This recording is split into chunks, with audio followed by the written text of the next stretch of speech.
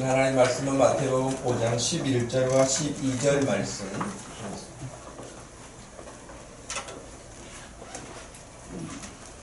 마태복음 5장 11절과 12절 말씀.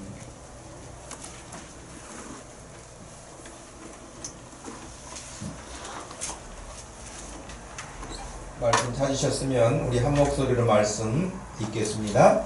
나로 말미암아 너희를 욕하고 박해하고 거짓으로 너희를 거슬러 모든 악한 말을 할 때에는 너희에게 복이 있나니 기뻐하고 즐거워하라. 하늘에서 너희의 상이 큼이라. 너희 전에 있던 선지자들도 이같이 박해하였느니라. 아멘. 전도는 축복이다 라는 제목의 말씀 전합니다. 오늘 너희에게 복이 있다 라고 11절 말씀에 하셨죠. 너희에게 복이 있다. 그런데 그 앞부분에는 11절 말씀을 여러분 지금 보고 계시는데, 거기 보면 너희에게 복이 있다. 근데 그 앞부분 전제가 나로 말미암아 너희를 욕하고 박해하고 거짓으로 너희를 거슬러서 모든 악한 말을 할 때라고 전제 조건이 되어 있습니다. 이 말씀은 여전하게 복음 전하는 일 혹은 예수 그리스도를 신실하게 따르는 그 일에 대하여서 박해가 일어나고 방해가 일어난다고 하는 것입니다. 지난 주일에도 전도는 기쁨이라고 하는 말씀을 드렸습니다. 그때도 예수님께서 전도대 70명을 내보내시면서 하셨던 말씀을 여러분 기억하실 것입니다. 누가복음 10장 3절 말씀에서 내가 너희를 보냄이 어린 양을 이리 가운데로 보냄과 같다라고 하셨으니까요. 그때 역시 그렇게 전도자로 내보내실 때에 그 세상이라고 하는 하나님을 거스르고 하나님을 거역하는 사람들의 삶이 결코 그렇게 쉬운 상대자들이 아닌 것, 죄라고 하는 것이 원래 성격이 그렇죠. 그렇게 쉽지 않습니다. 오늘 말씀과 함께 생각해 보면 우리가 만나게 될 사람들이 절대 쉬운 사람들이 아니라고 하는 것이 분명하죠. 물론 그들은 하나님을 모르기 때문에 자신의 생각으로 살아갑니다. 자신의 생각으로 살아간다, 자신의 뜻으로 살아간다고 하지만 실제적으로는 자신의 뜻대로 사는 게 아니에요. 그것은 성경에서 우리에게 정확하게 말씀해 주셨는데, 공중 권세 잡은 자를 따라 사는 거지 자기 마음대로 사는 게 아닙니다. 사실은 나는 내 마음대로 살아, 내 뜻대로 살아, 그렇죠. 근데 내 마음, 내 뜻이 다 어디서 왔습니까? 어렸을 때부터 보고 듣고 자라면서 문화나 사회적인 어떤 세계관이나 세상적인 가치관이나 이런 것들이 결국 자기에게 스며든 거 아니에요? 그래서 그 스며든 것이 자기의 마음이라고 생각해요. 자기 뜻이라고 생각해요. 그리고 그런 세계관에서 만들어진 어떤 가치를 가지고 자기는 산다고 생각을 하죠. 근데 이미 성경에서는 그런 세상에 악한 영이 다양한 가치관과 문화와 죄악들을 만들어서 사람들에게 침투시키기 때문에 실상 자기 마음대로 산다, 자기 뜻대로 산다고 하지만 공중 권세 잡은 자의 뜻을 따라 사는 거예요. 그 말은 다시 말하면 하나님을 거역한 악한 영의 세력에 영향을 가지고 영향을 받으며 산다, 그렇게 말해야 사실은 정확한 표현일 것입니다. 물론 그들은 전혀 그렇게 생각하지 않습니다. 우리는 성경이라고 하는 하나님의 말씀을 통해서 세상을 보니까 세상이 그렇구나 하는 것을 알게 됐죠. 그런데 성경을 모르는 사람들은 지금 자기들이 그런 악한 영향을 받는다고 생각합니까? 전혀 그렇게 인식하지 않습니다. 아니, 그 사실을 알려주어도 인정하지 않습니다.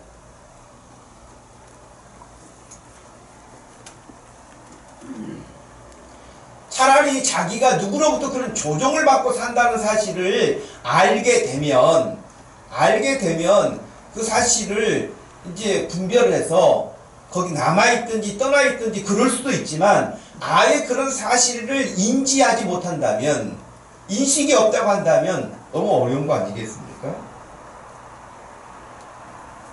그래서 전에도 이미 말씀드린 것처럼 우리의 신앙생활은 또 다른 표현으로 말할 때는 영적 전쟁을 치르고 있는 것과 같다고 했잖아요. 영적 전쟁을 치르는 것이에요. 전쟁을 치를 때는 적군이 없이 아군들끼리만 하는 건 아니에요. 항상 적군이 있죠. 공격해오는 세력이 있죠. 영적 전쟁이라고 했을 때에 하나님의 백성들이 하나님의 뜻대로 살려고 하는데 그것을 방해하고 거역하고 여러 가지로 혼란스럽게 하여서 하나님의 뜻대로 순종하지 못하게 하는 것이 바로 영적 싸움이라고 할 수 있습니다. 여러분, 평상시에는 그런 싸움이 일어나지 않다가도 우리가 특별히 주의 뜻대로 살려고 더 힘쓰거나 지금 우리 교회가 또 하나님의 말씀대로 애써서 가려 하고 혹은 전도를 더 적극적으로 하려고 하고 그러면 우리의 대적 세력도 결코 그냥 있지 않을 거잖아요. 그렇죠? 반대로 생각해 보세요. 막 핍박이 들어와요. 예수를 믿지 못하게 공격이 들어와요. 그럼 여러분 그냥 공격을 다 당하고 그냥 신앙이고 뭐고 다 포기하고 예수님이고 뭐 다 포기하고 나서 살아야겠다 그러지 않잖아요. 오히려 공격을 받으면 우리가 긴장을 하고 더 기도해요. 더 모여요. 더 말씀 의지하고 붙잡아요. 반대로 그렇단 말이죠. 근데 우리가 이제 더 적극적으로 공격적인 자세를 취하고 복음을 전하고 우리가 기도하고 주의 말씀대로 살려고 하고 그러면 반대로 이제 저쪽에서 또 공격을 하는 거예요. 우리가 어려운 일을 만났을 때 기도로 무장하는 것처럼 우리가 복음 들고 나가면 상대 영역에서는 또 그만큼 우리에게 대응을 하는 것입니다. 여러분도 오늘 하루 누나처럼 기분 좋은 하루 보내세요. 그런 여러분, 우리가 전도하려고 할 때에 당하는 여러 가지 어려운 일, 예를 들면 지난주에도 우리가 전도하려고 하니까 방해하는 일들이 자기 뭐 상가 앞에서 아무 영향을 주지 않는 것 같은데도 불구하고 경찰에 신고해서 경찰에 출동했다니까요. 그래서 전도하지 말아라, 여기서 길가에서 사유지에 들어가서 해라. 우리가 저쪽에 한쪽에 또 들어가 가지고 하기는 했는데요. 요즘에는 그렇게 경찰에 신고하면 경찰은 또 그런 일에는 잘 와요. 그래가지고 어찌됐든 간에 그렇고 우리 여기 건물 관리하는 관리소장님도 굉장히 우리에게 우호적이거든요. 친절하고. 그런데 지난주에는 완전히 딴 소장님이 오셨어요. 그래가지고 그렇게 막 말도 험하게 하고요. 물론 이제 막 차가 많이 들어오고 우리가 여기서 전도한다고 또 서 있고 그러니까 막 차도 빼고 이렇게 다시 넣고 해야 되는데 불편한 점이 있었겠죠. 아니 그렇다고 치더라도 너무 막 말을 험하게 하는 거예요. 완전히 딴 사람인 거예요. 이게 그런 일들. 여러분 가정에서는 지금 무슨 일이 안 일어나는가요? 안 일어나는 이유는 두 가지예요. 하나는 둘이 한 팀이 돼가지고 아예 나가든지 아니면은 둘 다 별로 관심이 없어서 싸움이 없든지 그거예요. 그런데 여러분 가정에서도 누군가가 열심히 복음 전하려고 하고 말씀대로 하려고 하고 하면은 믿음 없는 쪽에서 항상 시비를 걸어요. 그렇게까지 할 필요가 있냐. 뭐 특히 옛날에 믿지 않는 남편들이 열심히 믿는 부인들에게 하는 말이 적당히 좀 믿어라. 그 한 말 적당히 믿어라 그렇게 말하는 것처럼 여러분 열심히 복음 전하려고 하면은 생각지 않은 내적 갈등 우군들끼리의 다툼도 일어나요. 왜? 사탄이가 수류탄 같은 것을 던지죠. 그럼 팡 터지면 거기서 상처 입어가지고 열심히 하는 사람 발목 잡아요. 평상시에는 별로 신경도 안 쓰던 사람이 뭐 더 막 신경을 쓰면서 예민해지고 그런 일들이 얼마든지 가능해요. 그렇기 때문에 여러분 전도하는 사람은 이런 것을 다 인식하고 있어야 돼요. 모처럼 하나님 앞에 기도하려고 하고 전도하려고 하니까 생각지 않은 일이 일어나요. 자녀를 통해서 일어날 수도 있고요. 남편이나 아내를 통해 일어날 수도 있고, 혹은 직장 상사를 통해서도 일어날 수 있고, 친구를 통해서도 일어날 수 있습니다. 그럴 때 영적으로 깨어서 기도하고 있는 사람은, 이게 우리를 방해하는 공격 세력이 접근해 온다는 사실을 알고 그것을 경계합니다. 그리고 완충지대를 갖습니다. 맞대응을 안 합니다. 근데 신앙적으로 그런 부분들이 여유가 없으면 맞대응을 해요. 모처럼 내가 기도 좀 하려고 그랬더니 바로 사탄이 나타나는데, 그러면서 막 상대방이 사탄이라고 하는 사람도 있어요. 상대방이 사탄은 아니거든요. 근데 예를 들면, 그런데 기도하고 준비되어 있는 사람은 그런 공격이 나타났을 때, 내가 기도하려고 하니까, 내가 전도하려고 하니까 이런 일이 오는구나. 그래, 내가 너한테 속지 않는다. 그러면서 상대방이 나를 막 속상하게 하고 험한 말도 하고 힘들게 하고 그래도 그것 때문에 난 이럴 것 같으면 나 안 해. 이런 식으로 안 한다는 거예요. 왜? 이미 알고 있으니까. 왜 공격해 오는지 알고 있죠. 그 원인을. 그럼 여러분, 우리가 무슨 대단한 사람이라고 우리를 괴롭히고 우리를 힘들게 하고 우리를 속상하게 하고 우리가 상처받게 하는데 우리는 아무렇지 않습니까? 우리도 상처받아요. 상처는 안 받는 게 아니에요. 상처는 받아요. 속은 상해요. 힘은 들어요. 그런데 그것을 맞대응을 하지 않고 그걸 그대로 가지고 주님 앞에 기도하면 주님이 싹 씻어주시는 줄로 믿습니다. 주님이 그 모든 상처도 완전히 봉합해 주시고요. 내가 니를 잘 안다. 한마디면 끝나요. 주님이 오셔가지고 꿰매고 약을 바르고 그러시지 않아요. 여러분이 하나님 앞에 그냥 앉아서 말하기 전에 주님이 여러분 마음을 더 잘 아셔서 너 왜 왔는지 내가 알고 있다. 네가 말 안 해도 내가 알고 있다. 여러분, 그래서 주님이 주시는 그런 은혜가 있고 그런 평강이 있고 그런 주님과 함께하는 동행함이 있으면 우리에게 당하는 여러 가지 어려운 일들을 만났을 때 당황하지 않고 그것들을 넉넉하게 이길 수 있는 힘을 공급받게 되는 줄로 믿습니다. 아멘. 우리는 어떤 특별한 사람만, 해외에 나가서 복음 전하는 선교사라고 하는 사람들에게만 하나님이 사명을 주신 것이 아니라고 말씀을 드렸습니다. 전도를 특별히 잘하는 어떤 사람에게만 전도의 사명을 주신 것이 아니라고 말씀을 드렸습니다. 예수 그리스도를 믿는 모든 사람들에게는 우리 주님이 동시에 구원하심과 동시에 그 구원받은 복음을 다른 사람에게 전하도록 우리에게 사명을 주셨다고 하는 것입니다.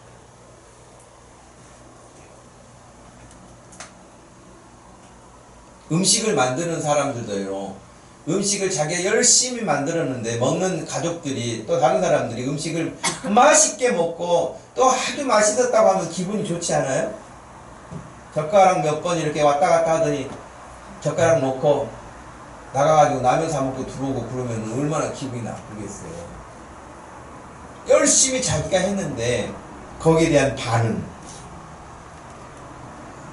맛있다 그러고 수고했다고 하고 감사하다고 하고 그러면은 그 수고한 것들이 정말 너무 힘들고 지치게 느껴지지 않고 그 수고했음에도 불구하고 또 여러 가지로 힘들었음에도 불구하고 그 말 한마디가 그 사람을 용기를 나게 하고 피로가 사라지게 하고 하는 것이죠. 전도도 마찬가지예요. 전도하는 거 여러분 쉬운 일은 아니에요. 열심히 해야 돼요. 어려워요. 힘들어요. 어쩔 때는 속상해요. 내가 어떤 때는 왜 이러고 있나 그럴 때도 있을 거예요. 그럼에도 불구하고 전도에 그 진정한 우리 주님이 주시는 기쁨과 주님이 주시는 은혜와 그 평강이 있게 되었을 때에 그 예수님 때문에, 예수님이 주시는 그 은혜 때문에 그것을 이길 수 있고 보람이 되고 기쁨이 되어주는 줄로 압니다. 여러분, 1년 농사 지어도요, 씨 뿌리고 다 이렇게 가꿔야 결실을 한다고요. 여러분 지금 우리 텃밭에 있는 이게 무 사진인데요. 뭐가 하나 보이죠? 벌레가 보이죠? 제가 가끔 이렇게 가서 보거든요. 가서 보는데 벌레가 있나 없나를 늘 보는 거거든요. 왜 다 뜯어먹으니까 이파리를. 근데 이 무에 있는 배추벌레가 자기의 흔적을 남겨서 제가 이제 알게 됐죠. 얘가 어디가 있구나. 그런데 색이 거의 같은 색이기 때문에 잘 몰라. 안 보여요. 그래 계속 찾았죠. 분명히 배설물이 있는데 어디 있겠구나 하고 찾으니까 저렇게 있더라고. 2마리를 잡았는데 근데 참새가 요즘에 와서 제 일을 대신해요. 참새가 와서 이런 벌레를 잡아먹어요. 그래서 참새가 우리를 해롭게 하는 건 아니에요. 그래서 이런 농사를 지어도 씨를 뿌리고요, 밭을 일구고요, 또 이런 병충해가 있으면 다 잡아주고 신경 쓰고 손을 써야 어떤 결과가 오는 것이지 그냥 되어지는 건 없어요. 여러분 1년 농사도 이렇게 하는데 나무 농사는 우리가 보통 10년 나무 기다려야 된다 그러잖아요. 과일 농사도 한 10년을 기다려야 된다 그렇게 말을 하죠. 우리 여러분 사람을 교육하는 교육은 몇 년 정도 한다 그래요? 100년 대계라 그러잖아요. 사람 교육하는 일도 100년을 앞을 보고 한다는데 어떻게 보면 우리는 영혼에 대한 부분인데 100년이 더 걸릴지도 몰라요. 어떤 부분에 있어서 쉽지 않고 금방 되어지는 것이 아니라고 하는 것이에요. 우리가 지금 계속 전도를 현수막을 걸어놓고 밤에도 이렇게 합니다. 밤에도 하고 낮에도 하고 사람들을 만나죠. 그래서 지난 6월 말부터 이번 지난주까지 제가 이렇게 숫자를 쭉 점검해 보니까 120명 정도를 만났더라고요. 이름을 적어준 사람. 또 이름은 안 적었지만 대화해가지고 뭐 이런저런 상황이 있다는 사람들이 한 120명 정도 되고요. 그 중에서 전화번호하고 이름까지 알려준 사람은 한 20명. 그 중에서 지난주에 한 명이 왔어요. 근데 오늘은 못 왔네요. 보니까 그 학생이. 그러니까 7, 8, 9 거의 100일 정도에서 120명을 만나고 20명의 연락처를 받고 그 중에 한 명이 왔단 말이죠. 그러면 이 이야기를 여러분 좀 더 바꾸면은 우리가 1200명을 만나면 200명을 받을 수 있지 않겠어요? 그럼 몇 명 정도는 더 오겠어요? 10명은 더 오겠죠. 근데 서너 명이서 1200명 만나려면 너무 힘들어요, 여러분. 그래서 지난주에 추수할 것은 많은데 일꾼이 부족하면 주인에게 청하라 그랬잖아요. 일꾼을 보내달라고. 그래서 이 시간에 여러분에게 청해요. 우리 하나님께 말씀을 드린 거예요. 일꾼이 부족해. 우리가 1200명 만나야 되겠는데 일꾼이 부족해. 그러니 여기 있는 사람들이 다 추수할 수 있는 일꾼으로 세워지기를 축복합니다. 여러분 여러분들도 열심히 전도대원들이 나와가지고 하는 것처럼 여러분이 만나고 있는 친구들, 알고 있는 사람들을 연락을 하고 취하고 지금 교회 전도 게시판에 같이 글을 올리고 저도 친구를 만나고 있습니다. 이 친구를 위해서도 기도해 주세요. 막 이렇게 해야 되는 거예요. 그럼 여기 계신 여러분들 다 동일하게 노방전도를 나와서 하지 못한다 할지라도 여러분이 알고 있는 네트워크를 총가동해서 그 사람의 이름과 연락처를 적으면서 같이 그렇게 움직여야 1200명을 만나고 5000명을 만나고 그렇게 만나는 중에 하나님이 또 추수할 수 있도록 하고 잃어버린 영혼들이 돌아오게 하고 하는 이런 일들이 일어나지 않겠습니까? 저는 왜 하나님께서 전도를 이렇게 어렵게 하게 하시나 그 생각을 해봤어요. 아니 그냥 나가서 그냥 전도하면 예수 믿으세요 그럼 아 그래요 갑시다 이렇게 오면은 전도가 뭔 재미가 있을까요? 즐거움이 있을까요? 기쁨이 있을까요? 제 기억에 어떤 분이요 아이 낳는 게 너무 힘들다고 이제 다시는 아이를 안 낳는다고. 성경에도 나와 있는 말 아니에요? 아이를 낳기 전에는 크게 고통스러우더니 아들을 낳은 이후에는 그 아들 때문에 큰 기쁨을 누린다 그랬었잖아요. 근데 어떤 사람은 아이를 낳아서 너무 상고를 많이 치러가지고 절대 이제 아이를 낳지 않는다 그런 사람이 있는가 하면 어떤 사람은 아이를 너무 쉽게 낳은 사람은 뭐 아이 낳는 게 힘드냐고 이런 사람도 있어요. 예를 들면 전도도 마찬가지인 것 같아요. 어떤 사람 나가는데 아 그래요 그래도 쉽게 따라오는 사람도 있을 수 있어요. 근데 대부분은 힘들어요. 상고의 고통을 겪는 것과 같아요. 근데 왜 하나님께서 왜 우리에게 이런 전도에 대한 부분들을 그렇게 그런 방법을 쓰실까 하는 생각을 해봐요. 여러분 하나님이 우리 죄를 용서하시려면 그냥 그래 이번이 마지막이야 다음부터 너 똑같이 그런 일을 하면 그때는 내가 용서하지 않아 그러면서 아담이 범죄했을 때 없었던 걸로 싹 지우고 다시 시작한다 이렇게 하셨으면 이렇게 고통스럽지 않을 것 같아요. 그죠? 근데 하나님께서는 아들 예수 그리스도를 내어 보내시고 그분은 오셨고 그분은 고난당하시고 그분은 죽으시고 그분은 부활하시고 이런 일을 다 겪으시잖아요. 그리고서 그 결과로 저와 여러분들이 예수 그리스도로 구원받은 거 아니에요? 저와 여러분을 구원한 그 복음이 그냥 있는 복음이 아니에요. 그냥 너 가져라 그렇게 해서 온 복음이 아니에요. 그런 생명이 아니에요. 예수 그리스도가 그런 고난과 그런 고통과 그런 죽음이 그런 희생이 없이는 우리에게 그런 고난이 없이는 열매가 없는 거예요. 그래서 하나님께서 우리에게 전도 열심히 하는 일을 통해서 결국에 큰 기쁨을 주십니다. 그런데 그렇게 애써보지 않는 사람은 누가 한 사람 교회 와도 별로 감각이 없을 수 있어요. 왜? 간절한 사람이 아니기 때문에. 그러나 확 전도하고 애쓰는 사람은 한 사람이 오는 것이 얼마나 마음에 큰 기쁨인지 몰라요.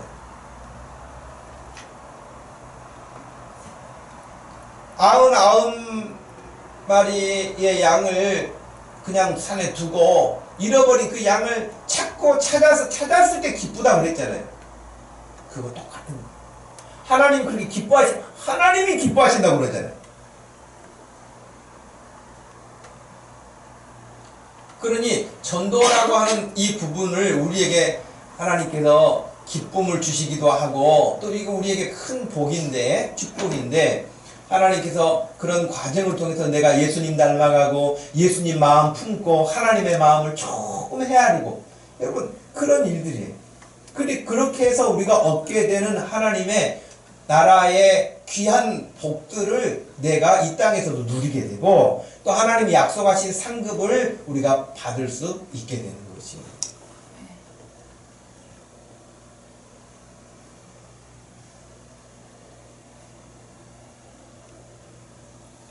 여러분 우리 예수님도 오셨을 때 환영하는 분들도 있었죠.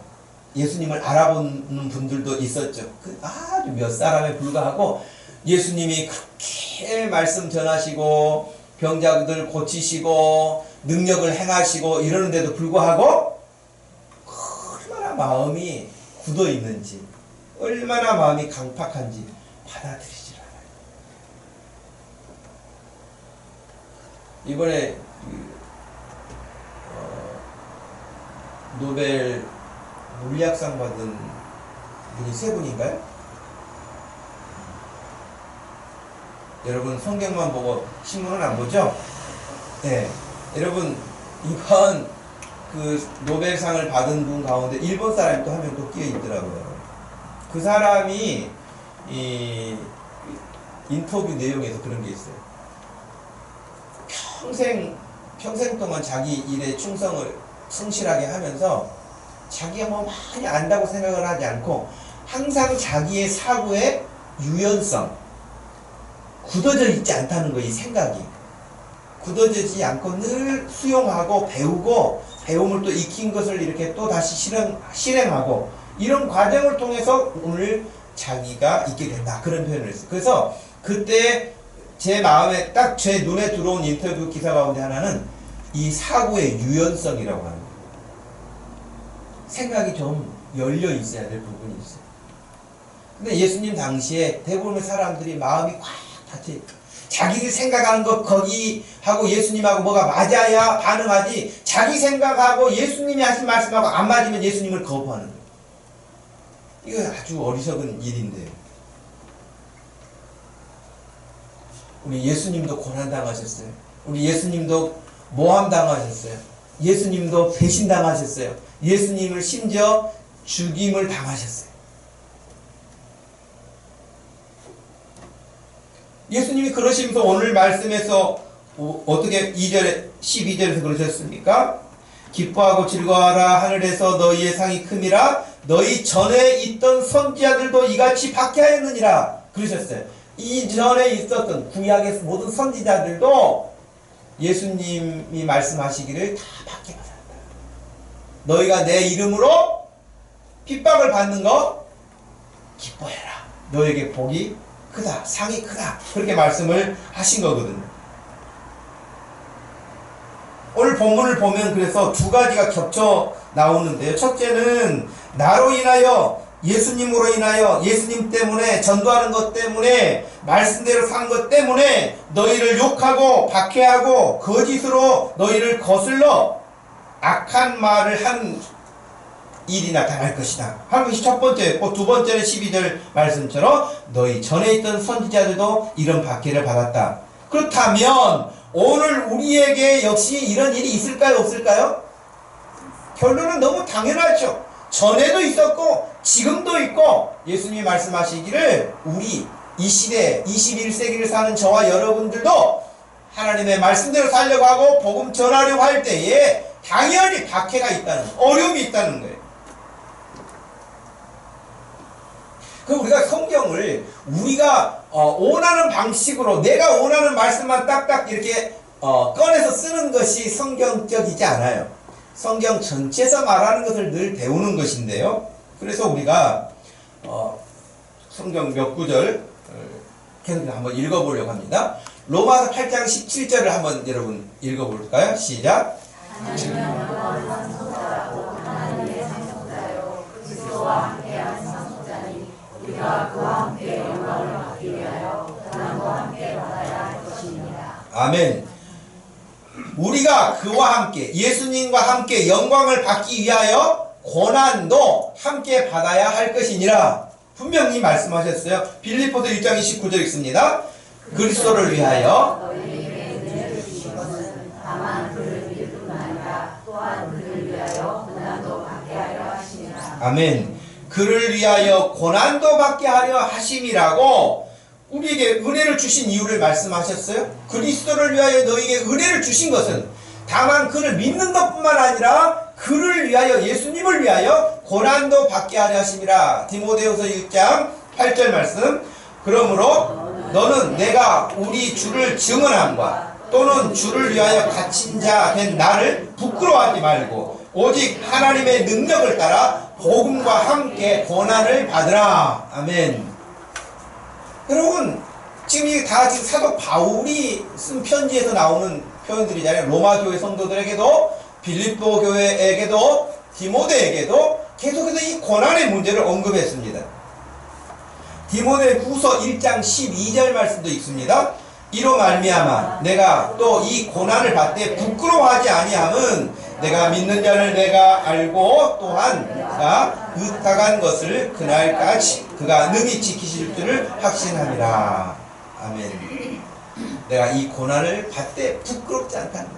이 고난을 받되 부끄럽지 않다는 것은 복음 전하는 일로 고난받고 예수 그리스도 말씀대로 사는 것 때문에 고난받고 주님 사랑하는 것 때문에 고난받는 거 부끄러워하지 않는다는 거예요. 자랑스럽고 당당한 거예요. 디모데후서 2장 3절 말씀에서도 너는 그리스도 예수의 좋은 병사로 나와 함께 고난을 받으라. 여러분, 예수님 때문에 여러분에게 고난이 있기를 축복합니다. 여러분이 말씀 붙잡고 살려고 하기 때문에 어려운 일 만날 수 있는데 그것이 축복인 줄로 믿으시기를 바랍니다. 디모데후서 4장 5절 말씀에서도 너는 모든 일에 신중하여 고난을 받으며 전도자의 일을 하며 내 직무를 다하라 그랬습니다. 성경을 가장 잘 이해하고 있다고 하는 사도 바울이 이 고난에 대한 부분을 아주 적극적으로 피력하고 있습니다.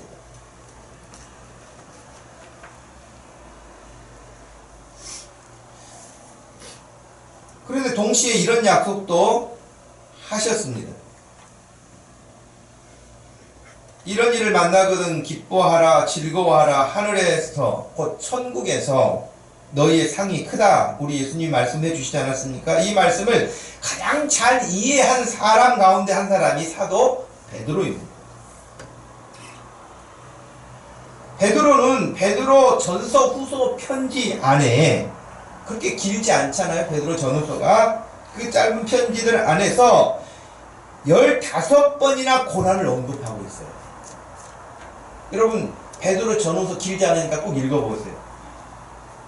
베드로가 이 고난에 대해서 굉장히 긍정적인 표현으로 고난을 15번이나 언급해요. 한번 읽어보십시다. 4장 12절 14절 시작. 사랑하는 자들아,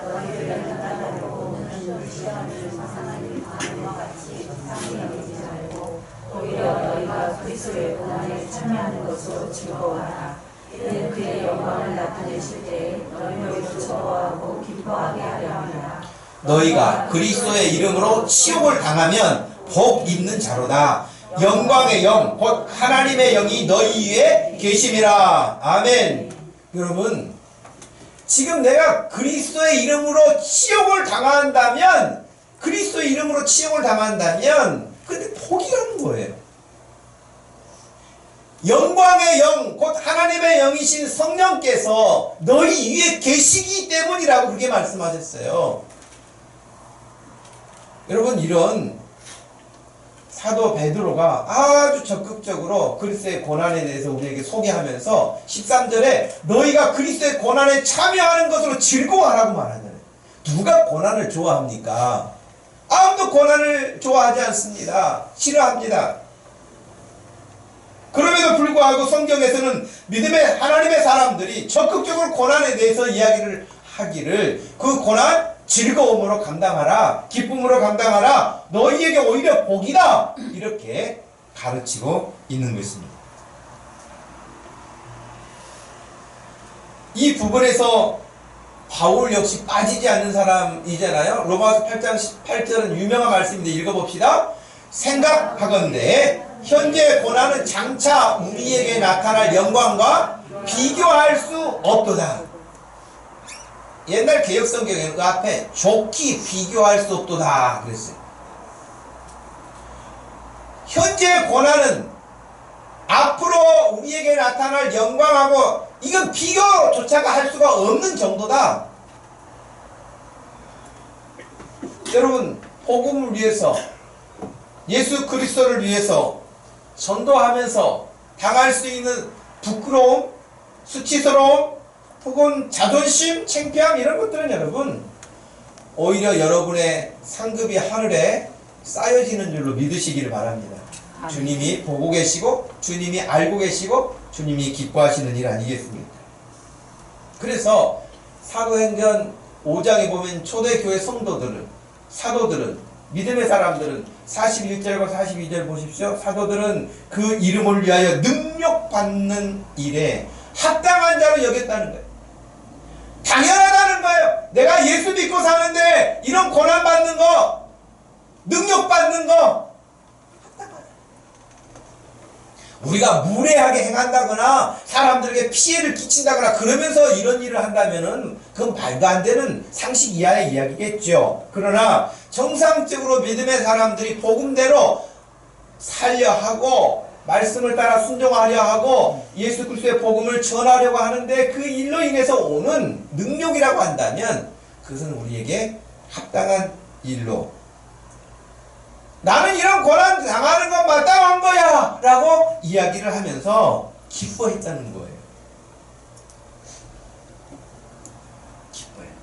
42절 보십시오. 그들이 날마다 성전에 있든지 집에 있든지 예수는 그리스도라고 가르치기와 전도하기를 그치지 아니하니라. 아멘. 여러분 어디 있든지 장소가 지금 문제가 되지 않았던 거예요. 그들이 예루살렘에 있든지 유대에 있든지 사마리아에 있든지 아니면 흩어지든지 가는 곳마다 예수 그리스도를 말한 거 아닙니까? 여러분 노방전도 못 나온다고 저는 시간이 없어서 죄송해요. 그럴 거 없어요. 여러분의 가 있는 곳이 전도 현장이 되는 줄로 믿습니다. 여러분이 머무는 곳이 여러분이 알고 있는 사람 여러분이 관계하고 있는 사람들에게 복음이 흘러가도록 입을 열어 전하는 것이에요.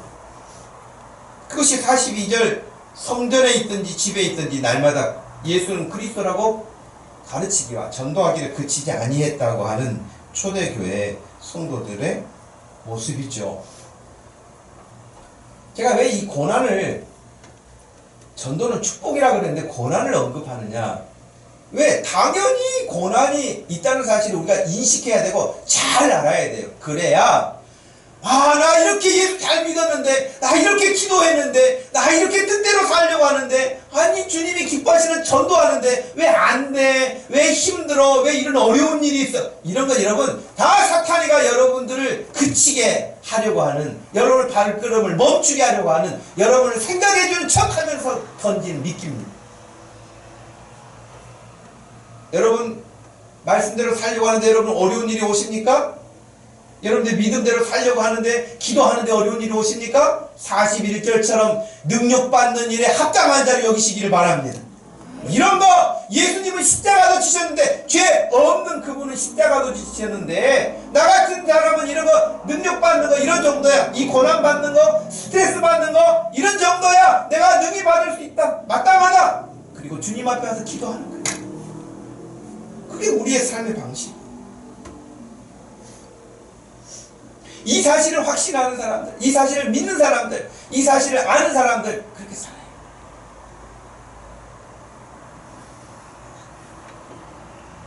프리드리히 니체라고 하는 이 철학자, 여러분들에게는 어떤 몇 가지 이미지가 남아 있을 수 있습니다. 아버지가 목사님이셨어요. 니체 아버지. 할아버지가 목사님이셨어요. 외할아버지가 목사님이셨어요.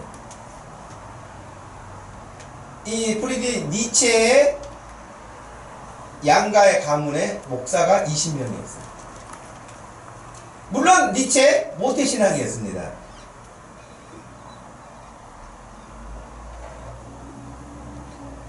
그는 처음에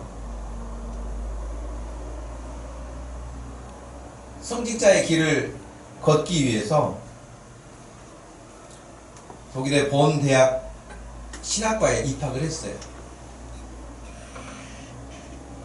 어렸을 때부터 그는 성경 성구 암송을 아주 잘한 천재 같은 그런 아이로 성장했어요. 음악에도 조예가 깊어서 작곡도 하고 그랬어요.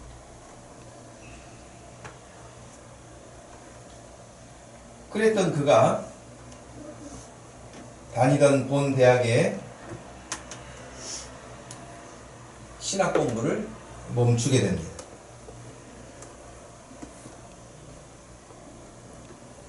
대학에 들어가서 술과 담배, 여자, 문란한 생활을 하기 시작합니다.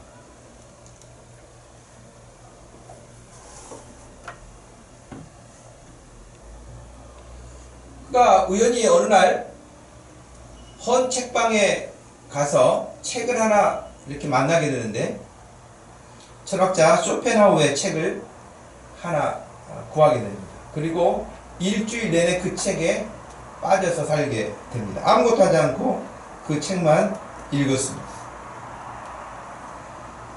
그리고 또 일주일이 지나서 2주가 지났습니다. 그리고 그는 이제 신학 공부를 멈추고 다른 공부를 하려고 본 대학을 그만두게 됩니다. 그리고 우리에게 너무 잘 알려진 것처럼 신은 죽었다는 말을 니체가 한 거 아닙니까? 신은 죽었다. 누가 또 그런 말도 하더라고요. 니체가 신은 죽었다라고 하는 말을 해보니까 신이 살아있기는 살아있었구나, 그런 말도 하더라고요. 신이 죽었다는 말은 살아있으니까 죽은 거 아닙니까? 그러니까 살아있었다고 인정을 했었구나, 그렇게 말을 해요. 근데 여러분, 신은 죽었다라고 하는 그 말을 왜 했는가? 물론 여러 가지 배경이 있어요. 그냥 갑자기 한 말은 아니에요.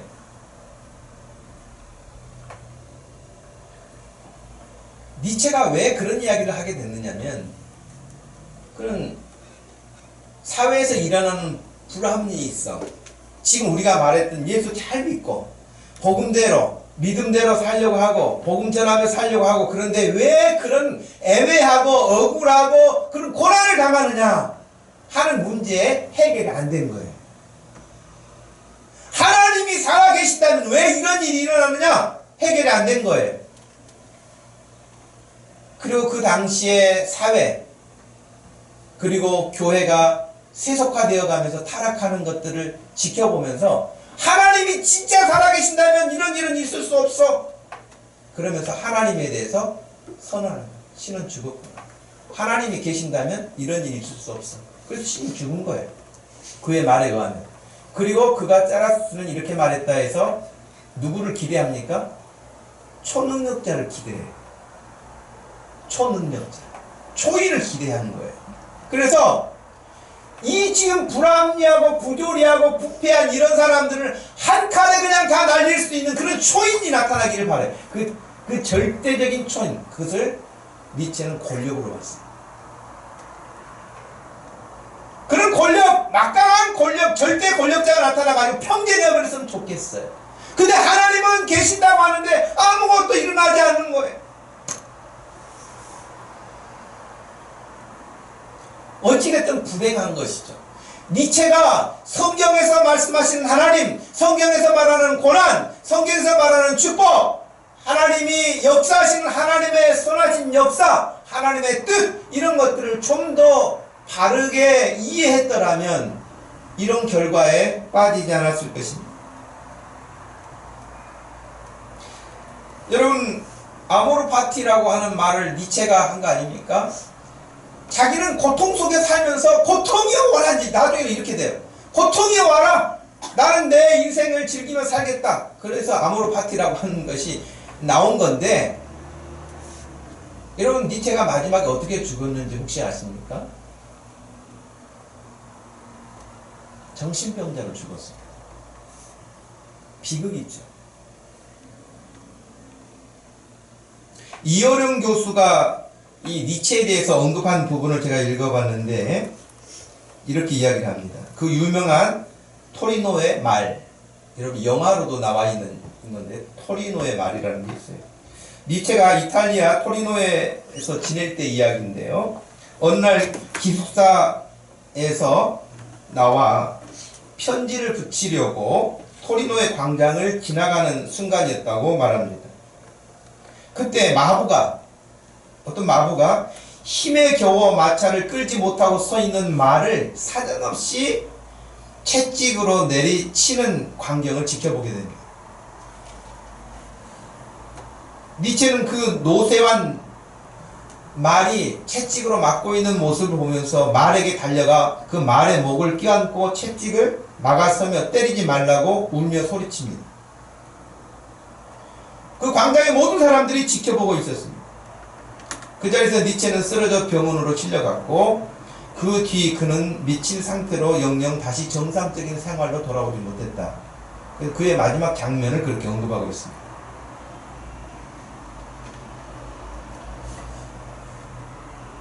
여러분, 니체는 하나님에 대해서 바르게 이해하지 못한, 말씀에 대해서 바르게 이해하지 못한, 그리고 자기 생각, 자기 현실에 보이는 것들의 불합리성에 빠져서 헤어나오지 못하고 결국에는 마지막 생을 그렇게 끝냈다고요. 그러나 베드로나 사도 바울은 그 많은 고난과 역경을 핍박을 당하면서도 예수님이 말씀하신 것을 약속하신 것을 붙잡고 살았습니다. 디모데후서 4장 7절과 8절 말씀 한번 읽어보십시다. 나는 선한 싸움을 싸우고 나의 달려갈 길을 마치고 믿음을 지켰으니 이제 후로는 나를 위하여 의의 면류관이 예비되었으므로 주 곧 의로우신 재판장이 그날에 내게 주실 것이며 내게만 아니라 주의 나타나심을 사모하는 모든 자에게도니라. 아멘. 여러분, 똑같이 어려움을 당했어요. 똑같이 힘든 일을 만났어요. 감옥에도 갇혔어요. 그리고 애매한 고난을 만났어요. 그런 상황을 만났던 베드로도 바울도 여러분 굴복하고 니체처럼 그렇게 살지 않았습니다. 오히려 그런 일을 만났을 때 하나님께서 약속하신 그 약속의 상을 바라보면서 선한 싸움을 싸고 달려갈 길을 마치기까지 믿음을 지켰습니다. 그리고 말하기를 나를 위하여 의의 멸관이 예비되었으므로 의로우신 재판장이 불합리한 거 다 아세요. 그분이 애매하게 고난당한 거 다 아세요. 그 의로운 재판장이 공평하게 재판해 주실 것을 바울은 고백하고 있습니다. 그 의로우신 재판장이 나를 위하여 의의 면류관을 씌워주실 것이다. 할렐루야. 그런데 이것을 나에게만 주시는 게 아니야. 내게만 아니라 주의 나타나심을 사모하는 오늘 여기 있는 저와 여러분들에게도 동일하게 바울이 언급하고 있는 것입니다. 우리에게도 그런 예비된 하나님의 나라의 의의 면류관이 있다고 말씀하고 있는 것입니다. 믿으시기를 바랍니다. 우리 주님이 오늘 분명히 말씀하셨잖아요. 너희에게 복이 있다. 너희에게 복이 있을 뿐만 아니라 너희가 하늘의 상이 크게 있을 것이라고 약속해 주신 말씀 아닙니까? 전도는 분명 축복입니다. 사람을 살리는 일입니다. 사람을 구원하는 일입니다. 하나님이 기뻐하시는 일입니다. 이 생명을 얻도록 하기 위해서 예수님이 오셨고 사람을 죽음에서 생명으로 멸망에서 영생으로 옮기시려고 그가 십자가를 지신 거 아닙니까? 그런데 입을 열어 전하지 않는다면 십자가의 죽음을 모른 척하는 것과 같지 않겠습니까? 예수님의 부활도 천국도 없는 것처럼 증언하지 않고 사는 것과 마찬가지지 않겠습니까? 우리 주님이 기뻐하시는 일인데 왜 우리가 주저하고 못하겠습니까? 천국에서 우리에게 상이 크다고 하셨는데 어찌 그 상을 위해서 우리가 이 땅에서 절제하며 살지 않겠습니까? 4세기 존 크리스토톰이라고 하는 교부가 있습니다. 크리스토톰이라고 하는 이 교부는 황금의 입을 가졌다라고 하는 별명으로 아주 말씀을 잘 전하는 그런 교부였습니다. 근데 이 교부도 늘 그 당시 타락해 가는 그 사회에 죄를 지적하는 설교를 많이 했습니다. 그랬을 때 그 당시 황제였던 아카디우스라고 하는 황제가 그런 설교 그만하라고 명령했습니다. 그런 식의 설교를 계속한다면 너를 추방해버리겠다 그랬습니다. 그랬더니 크리스토톰이 뭐라고 말했냐면 황제가 저를 추방하실 수가 없습니다. 내가 어느 곳에 가든지 그곳에는 주님이 계시기 때문에 저를 추방할 수가 없습니다. 너의 생명을 빼앗아 너를 죽이겠다 이렇게 협박했습니다. 황제는 저를 죽일 수가 없습니다. 저의 생명은 하나님과 예수 그리스도 안에 그 생명이 숨겨져 있기 때문에 저를 죽일 수가 없습니다. 더 연락했죠. 너의 재단을 더 뺏어가겠다. 환수시키겠다. 결코 황제는 저의 재단을 빼앗아갈 수 없습니다. 저의 재산은 아무도 도둑질해갈 수 없는 천국에 쌓아놨기 때문입니다. 할렐루야. 여러분 이런 믿음을 가지고 살았던 거예요. 하나님의 약속을 지금 보는 것처럼 믿고 산 것이. 그러니 그 당담함, 그 황제의 명령 앞에서도 당담하게 그렇게 말할 수 있지 않았겠습니까? 어떤 목사님이 그런 이야기를 하시더라고요. 여러분이 시장 가가지고 마트에 가가지고 물건 살 때 적혀있는 값보다 좀 덜 주고 사면 기분이 좋지 않아요? 그리고 이득이잖아요. 그죠? 조금이라도 싸게 사면은 이득이잖아요. 근데 천국은 반대라는 거예요. 천국은 깎아서 조금이라도 덜하고 조금 덜하면 손해고요. 많이 시간도 들이고 물질도 많이 들이고 헌신도 많이 할 때 복이라. 있습니까? 아멘. 세상의 물건은 깎아야 재미인데 하나님의 나라의 기쁨은 더 쓰는 거예요. 더 헌신하는 거예요. 더 하나님께 드리는 거예요. 왜? 주님이 약속하신 천국을 믿기 때문에. 오늘 주님이 저희들에게 전도해라. 그건 사명이다. 전도해라. 그건 기쁨이다. 전도해라. 그것은 너희의 축복이다. 말씀하심을 믿으시기를 바랍니다. 아멘. 그 말씀을 믿고 이런 그 말씀을 따라서 그리스도처럼 그렇게 당당하게 이 세상 앞에 설 수 있는 여러분 되기를 주님의 이름으로 축복합니다. 아멘. 하나님 아버지 고맙고 감사합니다. 오늘도 우리 주님이 약속해 주신 대로 고난 당하는 것에 두려워하지 말아라. 너희에게 복이고 너희가 하늘에서 받을 상이 크다 라고 말씀해 주셨습니다. 구약의 하나님 앞에 귀하게 부름받은 선지자들도 핍박받으면서 어려움 가운데서도 하나님의 말씀을 대언했습니다. 예수님도 그리하셨습니다. 심지어 죽임을 당하시면서까지 복음을 전하셨습니다. 사도들도 그랬습니다. 21세기에 살고 있지만 우리들도 선지자의 대열에 서기를 원합니다. 사도들의 대열에 서기를 원합니다. 복음 전하는 자들의 대열에 서서 이 시대를 우리 주님의 마음을 품고 살기를 원합니다. 주여 이 시간에 함께 예배하는 자들에게 성령의 충만함을 더하여 주시옵소서. 예수님의 이름으로 기도하옵나이다. 아멘. 다 같이 자리에서 일어나셔서 249장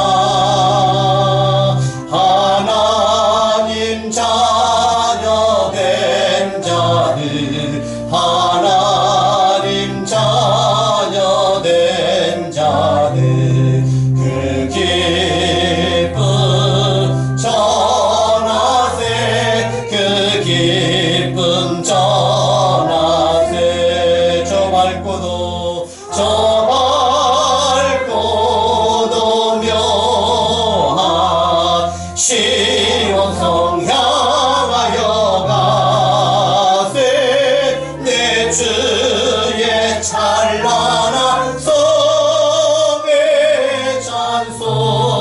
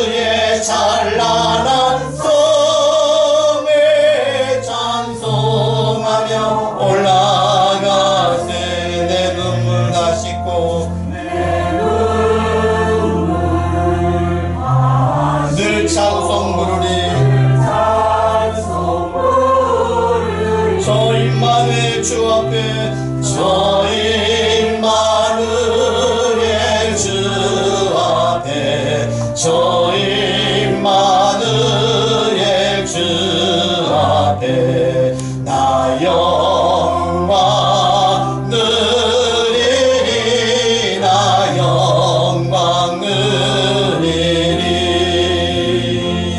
저 밝고 묘한 시온 성 향하여 가세 내 주의 찬란한 성에 찬송하며 올라 저 밝고도 묘한 저 밝고도 묘한 시온성 향하여 가세 내 주의 찬란한 성에 찬송하며 올라가세.